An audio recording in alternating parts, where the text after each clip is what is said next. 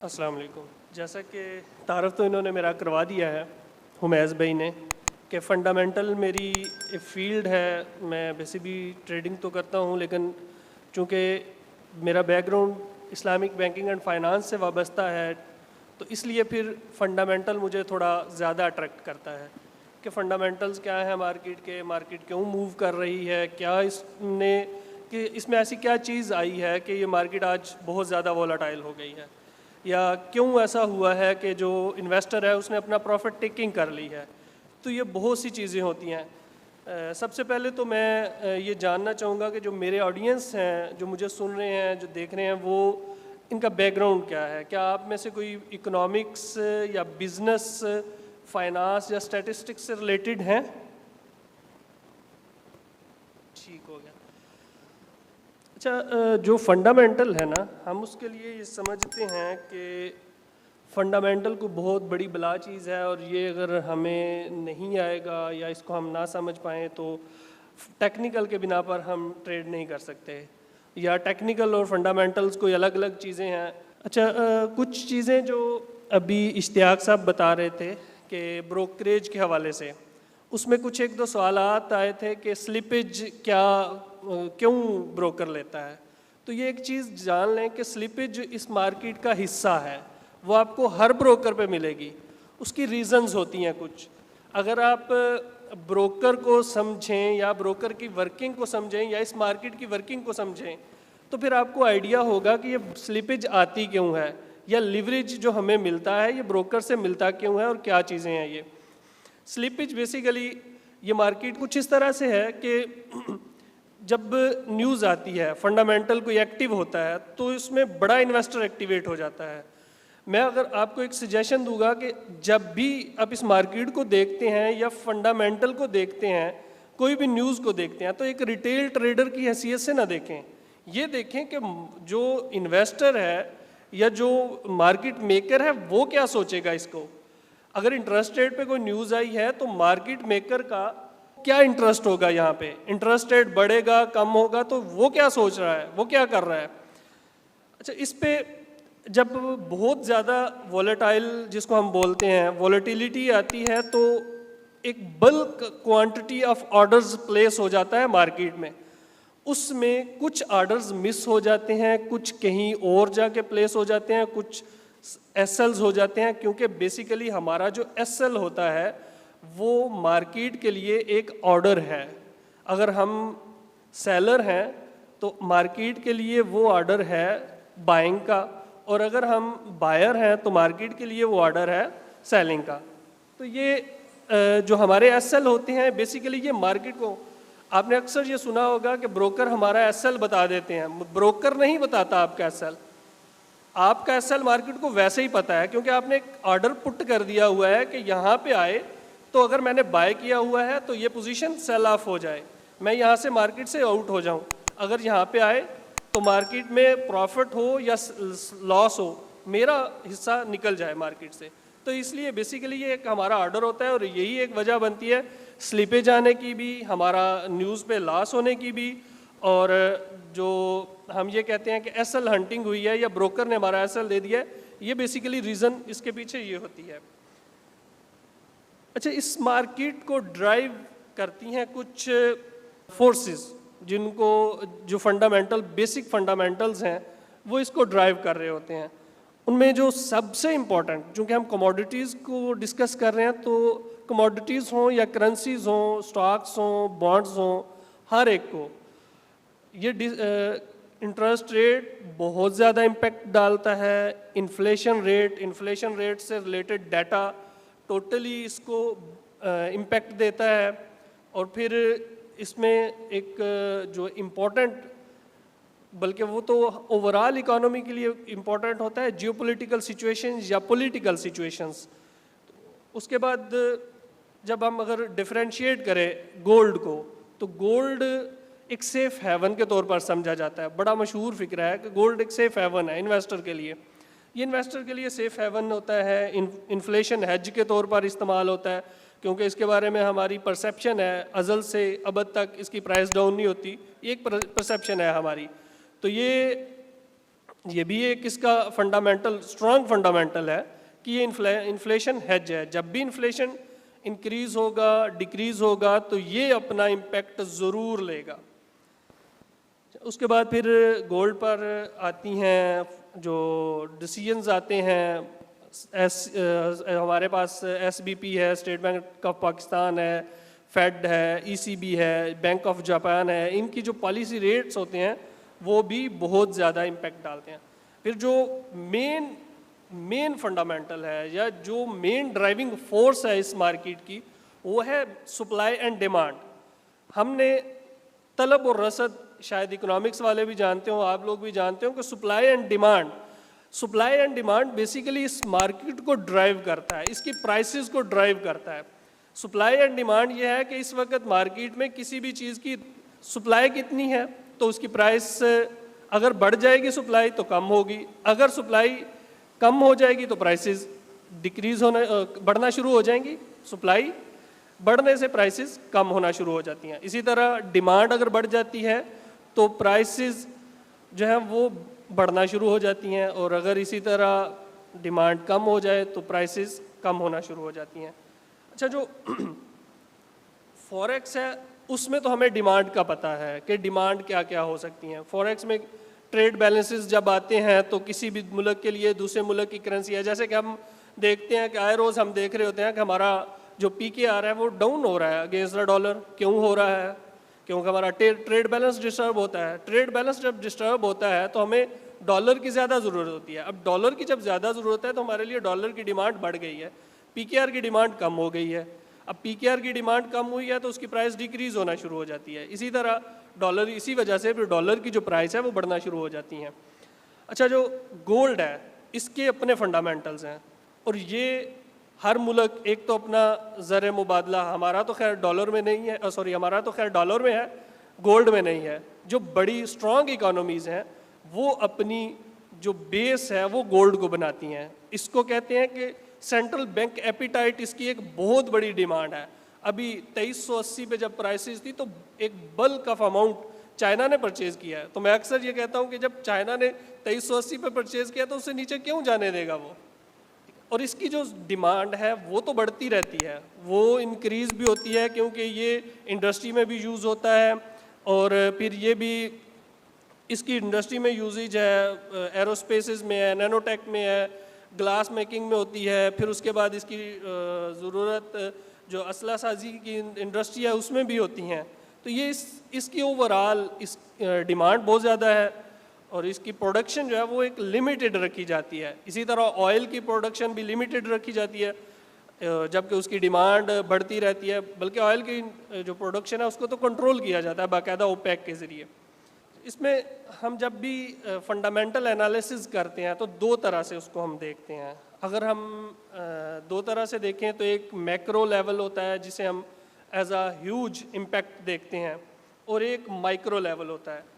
Macro level में मैं बात करूं तो GDP देख लेते हैं हम, इन्फ्लेशन देख लेते हैं, फिर उसके बाद इंटरेस्ट रेट को देखते हैं, ट्रेड बैलेंसेस को देखते हैं, अनएम्प्लॉयमेंट रेट्स हैं, CPI, PPI, ये सारे डाटाज को हम as a macroeconomics indicators के तौर पर देखते हैं। मैक्रो इकोनॉमिक्स को हम ये देखते हैं कि ये किसी भी एक एसेट के दूसरे एसेट के अगेंस्ट क्या इम्पैक्ट लेगा, या कोई करेंसी दूसरी करेंसी के मुकाबले क्या इम्पैक्ट लेगी, उसको देखने के लिए अगर हम स्टॉक में बात कर रहे हों तो वो फिर हम उसकी स्पेसिफिकली किसी कंपनी की स्टॉक की रिपोर्ट्स को देखते हैं तो वो माइक्रो इकोनॉमिक एनालिसिस होता है, या उसको हम माइक्रो के तौर पर जाकर देखते हैं। गोल्ड के जो स्पेसिफिक फंडामेंटल्स हैं उसमें USD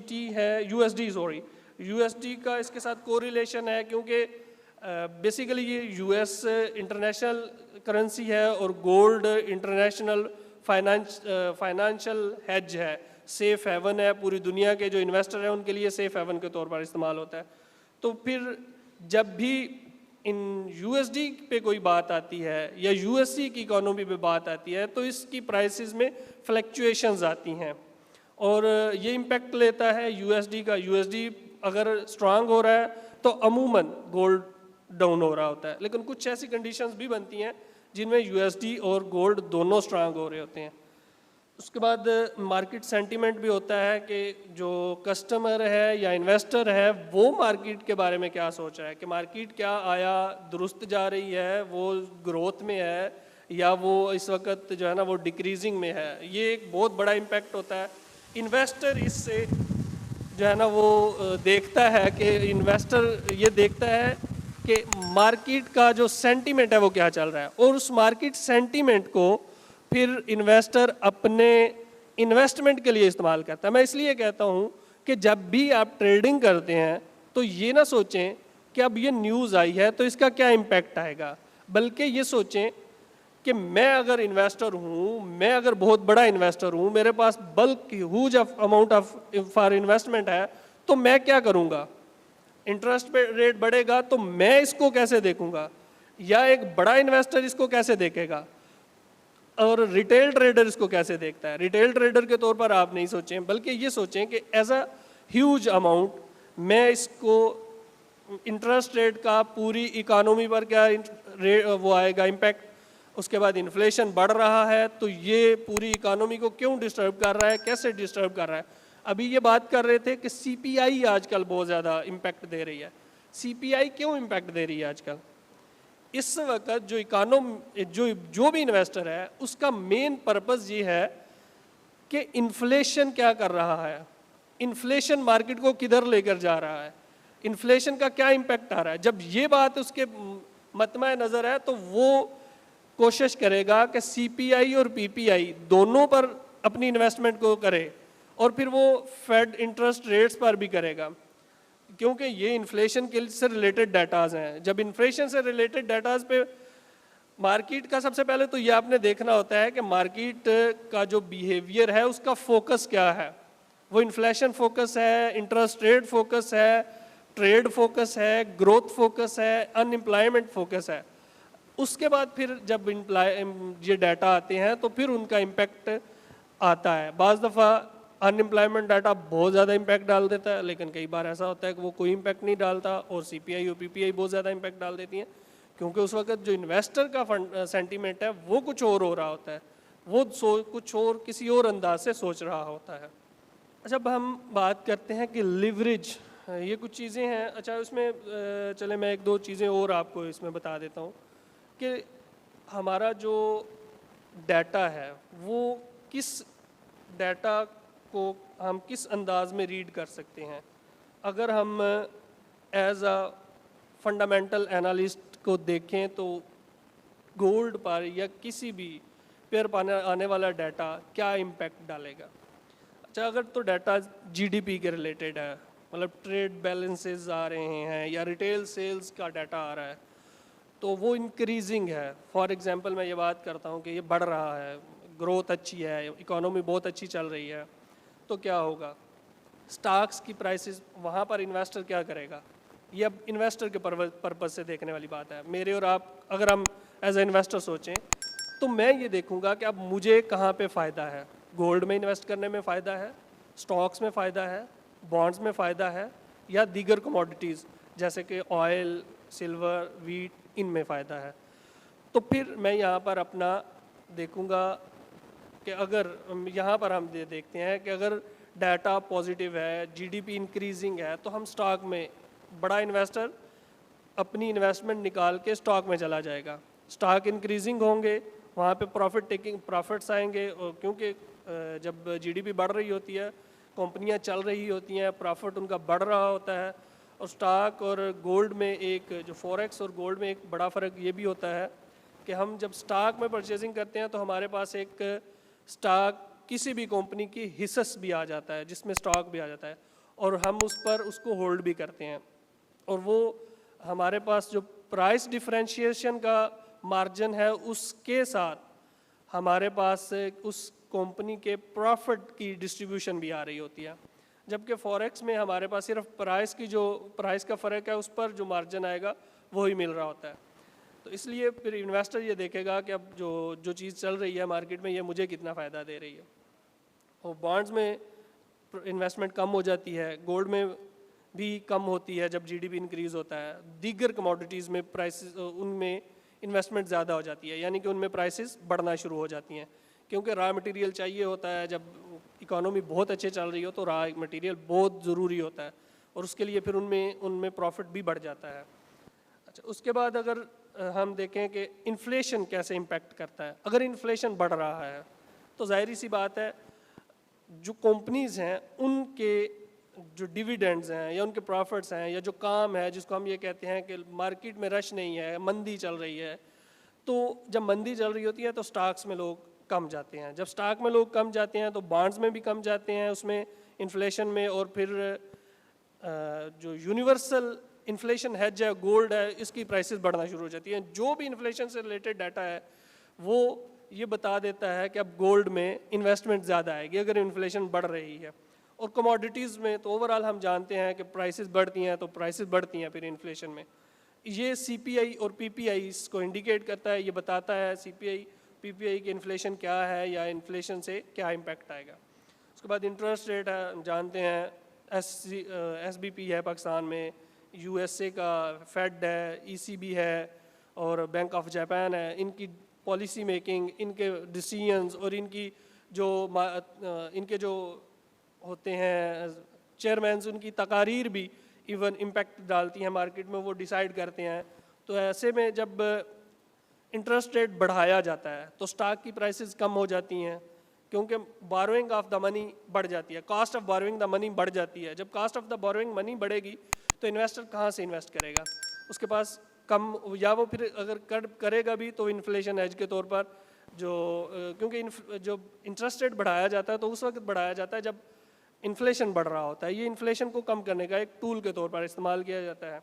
बॉन्ड्स भी कम होते हैं, गोल्ड भी ओवरऑल इसमें अक्सर कम होता है, लेकिन दीगर कमोडिटीज़ भी इंटरेस्ट रेट में कमी की तरफ जाती हैं। अनएम्प्लॉयमेंट डाटा है, उसको हम देखते हैं तो हमें नज़र आएगा NFP पे, और NFP डाटा अगर पॉजिटिव है, अनएम्प्लॉयमेंट अगर कम हो रही है, अगर अनएम्प्लॉयमेंट कम हो रही है तो इसका मतलब है कि कंपनियां बहुत अच्छे से चल रही हैं, मार्केट में बेरोज़गारी नहीं है, प्रॉफिट है, लोगों के पास कमाने के लिए भी है, खाने के लिए भी है, लगाने के लिए भी है, तो वो फिर इन्वेस्ट करेंगे, वो स्टॉक में भी इन्वेस्ट करेंगे, कंपनियां चल रही हैं। तो वहाँ पर बॉन्ड्स कम हो जाते हैं और गोल्ड भी कम होता है, क्योंकि ये लेकिन कई बार गोल्ड थोड़ा सा बाकी के साथ अलग कर रहा होता है, क्योंकि ये फोकस्ड इन्फ्लेशन होता है, इसका मेन फोकस गोल्ड का इन्फ्लेशन होता है और इंटरेस्ट रेट होता है। और दूसरी कमोडिटीज़ भी थोड़ा सा बढ़ती हैं अगर एम्प्लॉयमेंट बढ़ रही है, अनएम्प्लॉयमेंट कम हो रही है, तो दूसरी कमोडिटीज़ भी बढ़ेंगी, क्योंकि उनकी डिमांड बढ़ रही है, रॉ मटेरियल्स की डिमांड बढ़ रही है, लोग उसे परचेज करना चाहते हैं क्योंकि कंपनीज अच्छे से चल रही हैं। तो इसके बाद एक जो इम्पोर्टेंट फंडामेंटल आता है वो एक्सचेंज रेट होता है, कि किसी भी, ये इसको हम सिर्फ करेंसी पेयर्स में देखते हैं कि करेंसी पेयर कौन सा स्ट्रांग हो रहा है। अगर USD स्ट्रांग हो रहा है तो उसके मुकाबले जितने बाकी पेयर्स हैं या जितने बाकी करेंसीज हैं वो डाउन होंगी, तो उसका फिर इम्पैक्ट आता है स्टॉक्स पर भी। एक्सचेंज रेट अगर बढ़ेगा तो स्टॉक्स भी बढ़ते हैं, क्योंकि करेंसी स्ट्रांग हुई है। करेंसी स्ट्रांग क्यों होती है कि इकोनॉमी अच्छे चल रही है और ये चीज़ें, ट्रेड बैलेंस अच्छा आ रहा है, लोगों के पास खाने के लिए भी है, मुल्क के पास भी खाने के लिए, लगाने के लिए और परचेजिंग के लिए है, तो वो फिर इसलिए उसमें स्टॉक्स बढ़ जाते हैं, बॉन्ड्स कम हो जाते हैं, गोल्ड भी बढ़ता है क्योंकि वाफर होता है पैसा, और कमोडिटीज़ ओवरऑल वैसे डिक्रीज़ करती हैं। अच्छा, अब मैं नेक्स्ट टॉपिक की तरफ चलता हूँ, जो कि ज़्यादा जिस पर हम बात करने की कोशिश करेंगे वो है लिवरेज। और लिवरेज क्यों ज़रूरी है, हम इससे लिवरेज अब है क्या चीज़, पहले तो बात इस पे करते हैं कि लिवरेज है क्या चीज़। अभी कुछ देर पहले यहाँ पे बात हो रही थी कि हम जब मार्केट में जाते हैं तो हम अगर फ़र्ज़ करें सब्ज़ी मंडी या कोई छोटी मार्केट है उसमें जाते हैं तो हमें किसी मिडल मैन की ज़रूरत नहीं होती।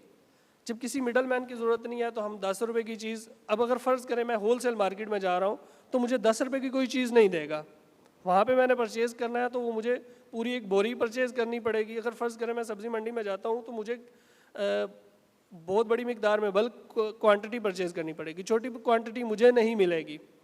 उसका क्या हल है फिर? मेरे पास तो इतने पैसे नहीं हैं कि मैं इन्वेस्ट करूं और लाखों डॉलर लगाऊं और फिर कमाऊं। मैं तो मीडियम सा एक इन्वेस्टर हूं, अभी एंटर हो रहा हूं। उसका हल फिर हमें ब्रोकर देते हैं कि ठीक है, आएँ, हम आपके साथ इन्वेस्टर के तौर पर शामिल होते हैं।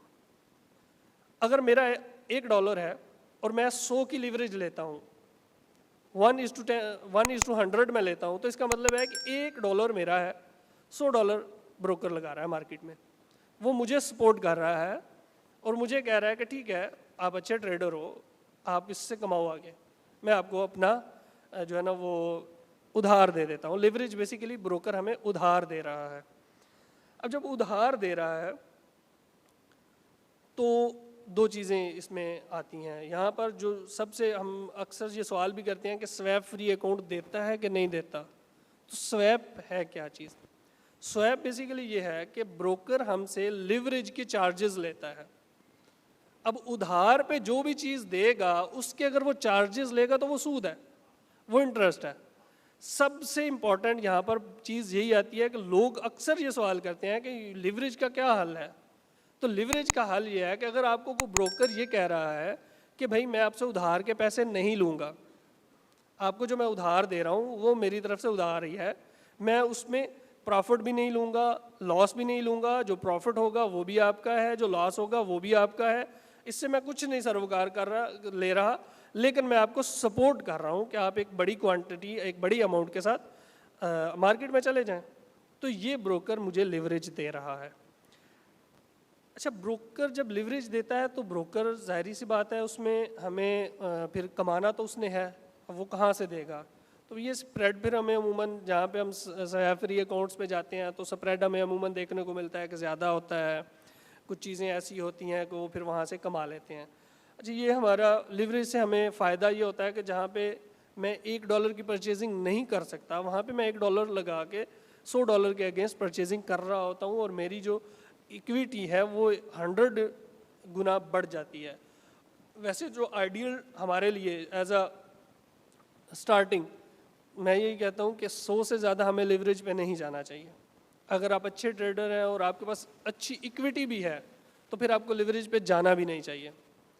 लिवरेज अगर आप लिवरेज के बगैर नहीं कर सकते तो फिर आपको क्या करना चाहिए कि फिर आप मैक्सिमम 1:100 लिवरेज तक जा सकते हैं, उससे ज़्यादा लिवरेज, क्योंकि जब देखें आपके पास प्रॉफिट की रेशो ज़्यादा होगी ना तो लॉस की रेशो भी ज़्यादा होगी। हमें अक्सर ये समझ नहीं आती कि हमारा अकाउंट क्यों वाश हो गया। तो भाई बात ये है कि वो हमें $100 के अगेंस्ट $1 के अगेंस्ट $100 दे रहा है ना, तो वो क्या करेगा? अगर हमारी ट्रेड लॉस में चली गई है तो क्या करेगा? वो अपना लॉस नहीं होने देगा, क्योंकि उसने प्रॉफिट में हिस्सा नहीं लेना आपसे। वो जब अपना लॉस नहीं होने देगा तो जब आपकी इक्विटी के बराबर लॉस हो जाएगा तो वो कहेगा कि भाई बस मैं अपना इससे आगे अपना लॉस बर्दाश्त नहीं कर सकता। आपकी इक्विटी थी, आपने उड़ा ली, इतनी ट्रेडिंग, इससे ज़्यादा अगर प्राइस कम होगी तो मेरे में हिम्मत नहीं है कि मैं अब अपने पल्ले से लगा के आपको कहूँ कि यार आओ ट्रेडिंग भी करो और मैं लॉस भी बर्दाश्त करूँ, ये पॉसिबल नहीं है। तो इसलिए फिर हमारे अकाउंट वाश होते हैं। ये basically behind the scene reason है कि अकाउंट वाश क्यों होते हैं। जाहिर सी बात है इसका फ़ायदा भी है। मेरे पास $1 है तो मैं $1 से तो ट्रेड नहीं कर सकता। ये इसका फ़ायदा है कि मैं 100 के बजाय एक ही जगह पे $100 लगा रहा हूँ और मेरे पास एक है। इसमें हम ज़ाहिर जब लिवरेज पे जाते हैं तो हम अपनी लिवरेज को कम ज़्यादा 50 पे करके लॉस को अपने को कम कर सकते हैं। अगर हम प्रॉफिट को बढ़ाना चाहते हैं तो जितनी ज़्यादा लिवरेज करते जाएंगे उतना ज़्यादा प्रॉफिट बढ़ता जाएगा। रिबा और इंटरेस्ट की बात हमने कर ली कि इंटरेस्ट कहाँ पे आता है? जब मार्केट में उधार हमें मिल रहा है, उधार पे जब हम कुछ पे करेंगे तो वो हमें जब उधार पे कुछ पे करना है तो वो इंटरेस्ट है। हम यहाँ पे उधार पे नहीं कर रहे, स्वैप फ्री अकाउंट्स में हम उधार पे नहीं कर रहे और इसलिए यहाँ पे हम इसको कहते हैं कि ये हमारे लिए पॉसिबल है कि हम जब उधार पे कुछ पे नहीं कर रहे, स्वैप फ्री अकाउंट ले रहे हैं, तो हम इसको इजीली रिलैक्स माइंड के साथ इस चीज़ से हटकर ट्रेड कर सकते हैं कि ये हलाल है कि हराम है। ठीक है, ये बेसिकली एक कॉन्सेप्ट है कि इसको हम स्वैप फ्री पर क्यों ट्रेड करते हैं या स्वैप फ्री क्यों डिमांड करते हैं। स्वैप फ्री बेसिक हमारा यही पर्पस होता है कि हम इंटरेस्ट पर नहीं देंगे, वो फिर अकाउंट हमारा जो लेकिन यहाँ पर एक चीज़ याद रखें, कमीशन ब्रोकर का हक होता है। कोई भी ये मार्केट में आप जब भी चले जाएं, कहीं पे भी चले जाएं, कोई भी फर्म जो आपको अपनी सर्विसेज दे रहा है, हम जब ब्रोकर के साथ जाते हैं तो हमारे दो तरह के कॉन्ट्रैक्ट्स होते हैं। एक कॉन्ट्रैक्ट्स वो कर रहा होता है हमें सर्विसेज देने का, कि ठीक है आपके पास प्लेटफॉर्म नहीं है, मैं आपको उस प्लेटफॉर्म तक पहुंचाता हूं।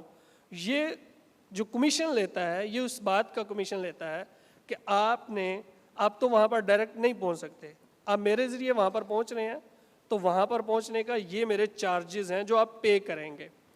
दूसरी जो हमारे उसके साथ कॉन्ट्रैक्ट होता है वो उधार का होता है। उधार पे वो हमसे कुछ डिमांड नहीं करता, तो यहाँ पर हम रिलैक्स होते हैं और कमीशन उसका हक है। वो हमें अगर कोई एग्रीड हो जाती है अमाउंट, हाँ अगर कमीशन को वो एग्रीड होने के बाद बढ़ा देता है तो ये गलत करता है वो। यहाँ पर हमें उसके साथ बात करनी होगी और देखना होगा कि कमीशन अगर एग्रीड हो चुका है और वो बढ़ा रहा है तो ये ज़्यादती कर रहा है, ये गलत कर रहा है, ये उसका हक नहीं है। पहले अगर वो 10 लेना चाहता है तो मेरे साथ बात कर ले, मैं दे दूंगा, अगर देनी है लेनी है बात तो करे, वो पहले बात होगी। लेकिन जब कॉन्ट्रैक्ट हो गया, मैंने ओके कर दिया, उसने ओके कर दिया, फिर वो बढ़ाएगा तो वो फिर ज़्यादती करेगा। अच्छा, मैं अब कुछ आपसे चीज़ें चाहूँगा कि मतलब आप क्या समझते हैं कि फंडामेंटल को हम कैसे डील कर सकते हैं। कभी आप, बल्कि इसमें से इससे पहले मैं एक दो चीज़ें कहूँगा, वो उमैर भाई भी ज़्यादा बेहतर बता सकते हैं, करेंगे भी। एज अ फंडामेंटल ट्रेडर, या मैं फंडामेंटल्स को ट्रेड भी कैसे कर सकता हूँ, ये चूँकि हम पहले फंडामेंटल को भी डिस्कस कर चुके हैं और लिवरेज को भी, तो फंडामेंटल को मैं ट्रेड कैसे कर सकता हूँ। क्या आप में से कोई ट्रेड करने की कोशिश करता है फंडामेंटल को? किस हद तक आप मुतमिन होते हैं कि मैं जो ट्रेड कर रहा हूँ वो बहुत अच्छी है, या फंडामेंटल मेरे आगे बहुत आसान है? अस्सलाम वालेकुम सर, फंडामेंटल्स को मैं तो कम से कम इस तरह देखता हूँ कि अगर हमने किसी भी न्यूज़ की, वो हाई इम्पैक्ट है, लो इम्पैक्ट है, मीडियम इम्पैक्ट है, उसका बैक टेस्टिंग अगर हम करते हैं या उसका हमें पता है कि ये इतना मूव करती है मार्केट को, ये इतने पिप्स, इतने डॉलर्स, या इतना इसका इम्पैक्ट है, तो हम इस तरह देख रहे होते हैं, मतलब मैं इस तरह देख रहा होता हूँ कि जो मैं टेक्निकल जो स्ट्रेटजी में फॉलो कर रहा हूँ, अब इस न्यूज़ की कितनी मूवमेंट है, उतनी मूवमेंट के बाद जो मेरा टेक्निकल है वो रिस्पेक्ट होगा, क्योंकि न्यूज़ भी आपके कहीं ना कहीं टेक्निकल को जाके वो सपोर्ट कर रही होती है। तो उसी साइड पे, अप साइड पे, डाउन साइड पे आपने अपनी स्ट्रेटजी को देखना है कि मेरी स्ट्रेटजी अगर बाय साइड पे है, सेल साइड पे है, किस किस एरियाज़ से मैंने अपने वो पीओआई निकालने हैं। तो न्यूज़ को देखते हुए हम ये फ़ायदा ले लेते हैं कि जहाँ तक वो न्यूज़ के पॉइंट्स, जितनी मूवमेंट, उसके बाद जो हमारा टेक्निकल होगा वो एक अच्छा हमें उसका वो देगा, रिज़ल्ट देगा। अच्छा, आप लोगों ने नफसियाती हद का लफ्ज़ सुना? अक्सर हम जब भी स्टॉक्स की बात करते हैं तो एक नफसियाती हद का लफ्ज़ हम सुनते हैं। भाई नफसियाती हद मेरी और आपकी नफसियाती हद है, वो ट्रेडर की नफसियाती हद है, वो जो मार्केट मेकर है ना उसकी नफसियाती हद है कि वो क्या करेगा, इस प्राइस पे आएगा तो वो क्या करेगा। आप ना कभी जाके देखिएगा, गोल्ड को खासकर आप इसको देखिएगा, ये अगर 2380 से हो रहा है ना तो हो सकता है 2480 से भी रिजेक्ट होगा। ठीक है, एक ख़ास इसकी रिदम्स हैं, ये एल्गोरिदम्स नहीं है, लेकिन इसके इंसान की कुछ नफ्सियात की हदें हैं, वो उसी पे चलाते हैं इसको। आपने उसकी नफ्सियात को समझना है। ट्रेडिंग तो करनी है, ट्रेडिंग तो है ही, हम कहते हैं ना कि टेक्निकल एनालिसिस के बाद जो नफसियाती हमारा दबाव होता है या डिप्रेशन है या वो बहुत ज़्यादा इम्पैक्ट देता है, तो भाई जो इन्वेस्टर है ना, बड़ा इन्वेस्टर, उसकी एक नफसियाती हद है, वो नफसियात को पढ़ता है, वो अपनी नफसियात को अप्लाई करता है, उसी की नफसियात पर मार्केट चल रही होती है। जो मार्केट मेकर है उसने कुछ लिमिट्स तय कर ली हुई हैं कि मैंने ये करना है। अब हमें कैसे पता चलेगा कि वो क्या कर रहा है? उमैर साहब VSA करवाते हैं, तो जो रिचर्ड डवेकाफ थे ना, उनका जो इंस्टीट्यूट है वो कहते हैं कि जो VSA ट्रेडिंग है वो स्मार्ट मनी के फुटप्रिंट्स को फॉलो करती है। तो हम फुटप्रिंट्स को फॉलो करके ट्रेड को बेहतरीन अंदाज में कर सकते हैं। हम स्मार्ट मनी को ट्रेड कर सकते हैं उनके फुटप्रिंट्स पर। हमें चार्ट को डिकोड करना है कि चार्ट हमें क्या बता रहा है। चार्ट बेसिकली डाटा है, डाटा को एनालाइज कर रहे हैं, वो ट्रेडिंग व्यू हमें एनालाइज करके खुद से दे रहा है। कुछ अर्सा कबल यही चीज़ें हम खुद से एनालाइज करते थे। स्टैटिस्टिक्स, मैंने पूछा था कि स्टैटिस्टिक्स से कौन है, तो स्टैटिस्टिक्स इसीलिए बनी थी कि ये डाटा को एनालाइज करे। ये जो डाटा आ रहा है, यहाँ पर ये हो रहा है, यहाँ पर ये हो रहा है, यहाँ पर ये हो रहा है, इतने बायर्स हैं, इतने सेलर्स हैं, ये प्राइस है, ये चीज़ है, इससे 1 घंटा पहले ये हुआ, ये होगा, ये क्यों होगा। ये जब हम पहले मैनुअली करते थे, अब हमें सॉफ्टवेयर ट्रेडिंग व्यू के नाम से या जिस भी ब्रोकर पर हम काम कर रहे हैं उसका जो चार्ट है वो एनालाइज करके दे रहा है। वो हमें मूविंग एवरेजेस दे रहा है, RSI के नाम से दे रहा है, वो वॉल्यूम एनालाइज करके दे रहा है, कैंडल हमें बना के दे रहा है, कैंडल का स्प्रेड बता रहा है, वो सारी चीज़ें हमें करके दे रहा है। तो वो हमें एनालाइज करके दे रहा है। अब उस पे डिसीजन हमने अपनी स्ट्रेटेजी पे लेना है एट द मीन टाइम। वो आपकी स्ट्रेटेजी आपको बता देगी कि ये फंडामेंटल आने वाला है। अच्छा, मैं एक और बात करता हूँ, आपको फंडामेंटल का नहीं पता, आप नहीं समझते फंडामेंटल को, लेकिन आपको टेक्निकल पे ग्रिप है, तो आप फंडामेंटल को बड़े कॉन्फिडेंटली ट्रेड कर सकते हैं। वो बिल्कुल उन्हीं टेक्निकल्स पे चलता है। जो आपके टेक्निकल्स, जो आपकी ट्रेडिंग स्टाइल है, जो आपका ट्रेडिंग स्ट्रेटेजी है, उसको फॉलो करता है। क्योंकि वो कुछ जो करने वाले हैं उनकी भी कुछ नफ्सियात है, वो अपनी नफ्सियात को रिपीट करते हैं। तो इसको फंडामेंटल को आप सिर्फ नाउ हाउ के लिए समझें, मैं तो ये सजेशन दूंगा। बाकी जो आपकी ट्रेडिंग स्ट्रेटजी है उस पर आप रहें और उसी पर फोकस करके अपनी ट्रेडिंग स्किल को बढ़ाएं। अपनी एक स्ट्रेटजी पर रहें और उसको अपनी उस पर फोकस करते रहें। फंडामेंटल आप सिर्फ जानें, समझें कि मार्केट करती क्या है और क्यों करती है। इससे ज़्यादा आपको इस पे ज़्यादा फोकस करने की मेरी तरफ से सजेशन है कि ज़रूरत नहीं है। हाँ, अगर कोई करता है तो ये उसके लिए प्लस पॉइंट हो सकता है, बहुत ज़बरदस्त चीज़ है। फिर आपको ये पता चल जाएगा कि ये हुआ था तो क्यों हुआ था, ये कहाँ तक जाएगा, क्या करेगा, मार्केट क्या करेगी। अगर आपका इंटरेस्ट है मार्केट की बिहाइंड द सीन चीज़ों को जानने का, तो फिर आप फंडामेंटल को देखें, पढ़ें। आप इंटरेस्ट की बात है और आप फिर इस पर महजूज भी होंगे, समझेंगे भी। फिर आपको ये भी पता होगा कि किसने कितना गोल्ड क्यों परचेज़ किया। ये कई बार ऐसा भी होता है, सॉफ्टवेयर फर्म्स भी किसी स्टेट बैंक से ज़्यादा परचेजिंग कर लेती हैं गोल्ड की, उनकी क्या ज़रूरत है। तो ये सारी चीज़ें फिर आपको फंडामेंटल से अगर इंटरेस्ट है तो ये चीज़ें समझें, ठीक है। अच्छा, और क्वेश्चन आंसर हम इंशाल्लाह एंड पे अगर कोई है तो पूछ लें। क्वेश्चंस ये हैं अभी, बल्कि असल में अभी आपने एक जुमला कहा कि मार्केट की जो डेटा है, data plus up and down होता है, इसमें कितनी पिप्सी मूवमेंट होती है, लेकिन सम टाइम जो वो नेगेटिव जा रहा होता है, ठीक है ना। आपने कहा कि ये देखना होता है कि इन्वेस्टर का माइंड क्या है कि वो क्या सोच रहे हैं, ठीक है। अब देखें, हम जैसे लोग जो फॉरेक्स ट्रेडर हैं, investing.com, forex active, forex street, इस तरह के जो जिसमें डेटा आता है और फंडामेंटल्स न्यूज़ आती हैं, और उसका ज़ाहिर हमारा प्रीवियस भी रिकॉर्ड है कि हमें पता है कि NFE पे इतना डेटा आया था तो इतने पिप्स की मूवमेंट हो सकती है, या नेक्स्ट टाइम के पिछली दफ़ा क्या आया था, उससे पहले क्या आया था। तो एक हिस्ट्री है, उसका एक रिकॉर्ड, जाहिर सी बात है जो अच्छा ट्रेडर होता है उसके पास ये सारा डेटा होना चाहिए, और उस पर काफ़ी वर्किंग भी करते रहते हैं हम लोग। तो अभी आपने कहा कि जैसे कि डेटा पॉजिटिव आया बट वो नेगेटिव लेके चला गया, क्यों? क्योंकि कह रहे हैं कि इन्वेस्टर का जो माइंड सेट है वो इस वक्त क्या सोच रहा है। तो मैं आपसे सिर्फ यही पूछना चाह रहा हूँ कि हमें कैसे अंदाज़ा होगा कि इन्वेस्टर का माइंड, हम तो ज़ाहिर पढ़ नहीं सकते, अब सेंट्रलाइज बैंक हैं या जैसे लिक्विडिटी प्रोवाइडर्स हैं, अब ये क्या सोच रहे हैं, ठीक है, किस तरीके से। ज़ाहिर है कि मैंने VSA का मैंने देखा था और उमर भाई को मैंने काफ़ी माशाल्लाह से उनसे सीखा कि स्ट्रक्चर के अंदर तो सारे समझ में आ जाता है, लेकिन जो फंडामेंटल के अंदर जो डेटा के डिफरेंस के अलावा भी जो चीज़ें होती हैं, जो मार्केट को बिहेवियर, जैसे कि आपने खुद कहा कि देखना चाहिए, कैसे देखना चाहिए, कहाँ, क्योंकि जो वेबसाइट्स हैं जिसमें फोरकास्ट आती हैं उसमें 60% या 40% I think, maybe I am wrong, fake होती हैं। जो भी यानी कि एनालिस्ट बेस्ट होते हैं उसके अंदर जो डेटा दे रहे होते हैं फोरकास्ट के अंदर कि हमें इतना डेटा पॉसिबल है आएगा, बट समटाइम ऐसा नहीं आता, बल्कि 60% फेक ही आता है। तो इसके बारे में बताइएगा कि हम कैसे माइंडसेट पढ़ सकते हैं उसका, कि डेटा को छोड़ के। अच्छा, उसका माइंडसेट पढ़ने के लिए एक तो मार्केट सेंटीमेंट के नाम से आपको ना वीकली या मंथली एक चीज़ आ रही होती है, मार्केट सेंटीमेंट्स। वो एक इम्पॉर्टेंट चीज़ होती है। दूसरा ये कि आपको फोकस ये करना होता है कि इस वक्त मार्केट फोकस क्या है।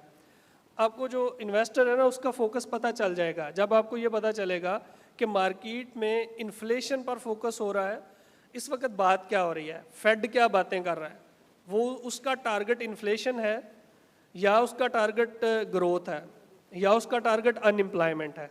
ये बात वो बाकायदा आप कभी मिनट्स को पढ़े ना तो उसमें फोकस्ड होती हैं कुछ चीज़ें उनकी।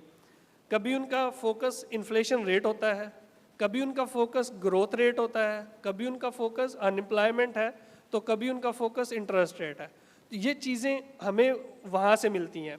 वैसे तो हम CPI PPI को भी एनालाइज कर सकते हैं, उसमें पूरी चीज़ें अगर हम उसको डिकोड करना चाहें तो कर सकते हैं, हम उसकी बेस पर नेक्स्ट डाटा को भी प्रिडिक्ट कर लेते हैं, लेकिन वो एक लंबा प्रोसेस है, वो मेरे और आपके लिए नहीं है, वो उनके लिए है जो सिर्फ इसी पर काम करते हैं, जिनका मकसद ये है कि हम इंट्रिंसिक वैल्यू ऑफ एसेट या इंट्रिंसिक वैल्यू ऑफ एसेट को जानें। हमारा इंट्रिंसिक वैल्यू ऑफ एसेट को जानने का तरीका जो है वो टेक्निकल है। हम फंडामेंटल पे इंट्रिंसिक वैल्यू को, हकीकी वैल्यू को नहीं जांचते। हमारा जो मकसद होता है, हम ये देखते हैं कि जो ग्राफ मुझे बता रहा है वो क्या बता रहा है। और दूसरी चीज़ ये कि जो आप कह रहे हैं ना कि न्यूज़, वो जो वेबसाइट्स हैं उन पे चल रहा होता है, उन पे बेसिकली लॉन्ग टर्म्स का चल रहा होता है, ठीक है। वो डे ट्रेडिंग पे बहुत कम उनके एनालिसिस चलते हैं। वो या तो आपको वीकली पे दे रहे होंगे या मंथली और डे पे दे रहे होंगे, तो उनको एनालाइज अगर उनको देखेंगे तो आप वाकई कहेंगे यार ये, लेकिन उनकी जो सपोर्ट एंड रेजिस्टेंस है अगर आप उनको वीकली या मंथली या डेली पे देखेंगे तो वो वर्क करेंगी। तो ये फ़र्क होता है उसको रीड करने का, ठीक है। बाकी इंशाल्लाह क्वेश्चन जो है ना वो हम एंड पे अगर कोई हुए तो उसको देख लेंगे, ठीक है जी। अल्लाह हाफिज़।